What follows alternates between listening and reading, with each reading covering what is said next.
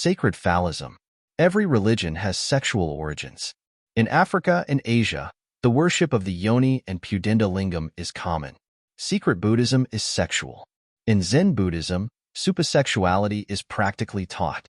Buddha taught supersex in secret. There are many phallic divinities. Shiva and Agni in India are phallic divinities. Legvarin, Africa. Venus, Bacchus, Priapus, and Dionysus in Greece and Rome were phallic divinities. The Jews had phallic gods and sacred groves dedicated to sexual worship. Sometimes the priests of the phallic cults let themselves fall miserably and sank into the debauchery of bacchanalian orgies. Herodotus reports, all the women of Babylon had to prostitute themselves with the priests in the temples of Melita. This is not supersex. It is considered a phallic symbol while in Greece and Rome, in the temples of Vesta, Venus, Aphrodite, Isis, etc., the priestesses exercised their holy sexual priesthood. In Cappadocia, Antioch, Pamplos, Cyprus, and Bylos, the priestesses celebrated great processions carrying, with infinite veneration and mystical exaltation, a great phallus, like a god or body that generated life and seed. The Bible also has many allusions to the phallic cult. The oath since the time of the patriarch Abraham, the Jews took it by resting their hand under the thigh, that is, on the sacred member. The Feast of Tabernacles was a commemoration similar to the famous Saturnalia of the Romans. The rite of circumcision is phallic. Completely. The history of all religions is full of phallic symbols and amulets, such as the Hebrew mizpah, the Christian maypole, etc.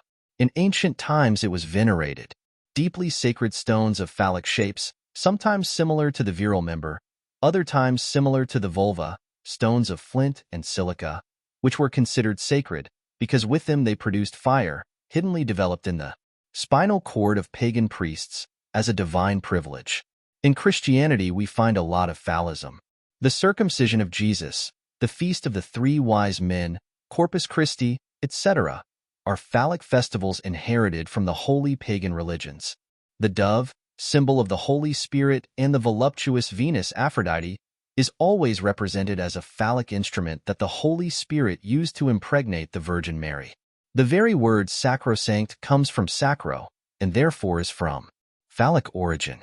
The phallic cult is terribly divine. The phallic cult is tremendously scientific and deeply philosophical. We are already in the age of Aquarius, and in these times the same laboratories will discover the energetic and mystical principles of the phallus and uterus. The sexual glands contain terrible forces that laboratory science will discover. Then the scientific value of ancient phallic cults will be publicly recognized.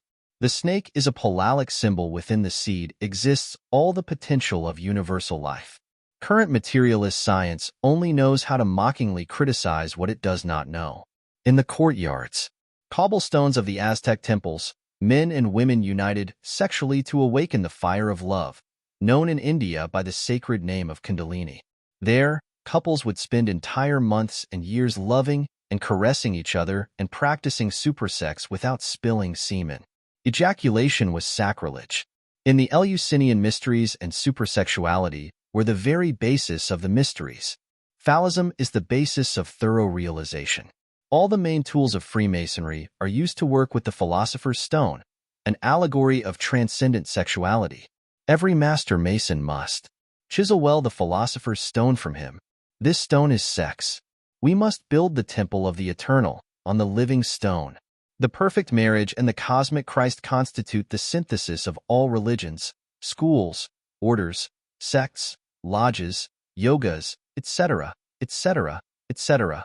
It is truly a pity that so many people who found the practical synthesis have left it to fall into the intricate labyrinth of theories. Tradition says that in the center of the labyrinth there was the synthesis, that is, the labarum of the temple. The word labyrinth comes etymologically from the word labarum. The latter was a double-edged axe, a symbol of sexual force, masculine-feminine. Really, whoever finds the synthesis commits the greatest foolishness when he leaves the center and returns to the complicated corridors of all the theories that form the labyrinth of the mind. Christ and the supersex represent religious synthesis. If we do a comparative study of religions, we will discover that at the bottom of all schools, religions, and esoteric sects, there is Fallism. Let us remember Peristera, nymph of Venus courtship transformed into a dove for love. Let us remember the virtuous Venus. Let us remember the processions of the god Priapus in the old August Rome of the Caesars, when the priestesses of the temples filled with ecstasy majestically carried a huge phallus of sacred wood. Freud, the founder of psychoanalysis, rightly says that religions have sexual origins. The mysteries of fire are contained in the perfect marriage. All cults to fire are absolutely sexual.